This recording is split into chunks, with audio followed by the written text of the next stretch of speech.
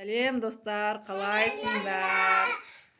Достар, біз осы каналды ашып жатырмыз. Алла бұйыртса, біздерден қызықты видеолар күтіңіздер. Ең алдымен біз өзімізді таныстырып өтейік. Мына біздің үйдің үлкені тұңғышы Азиза.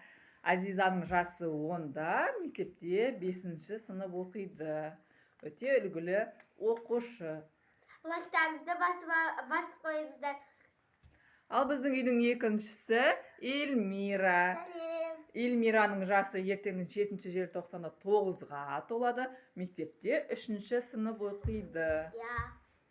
Одан кейінгі біздің үйдің ұл баласы, яғни бұл Ерасыл. Ерасылдың жасы неште?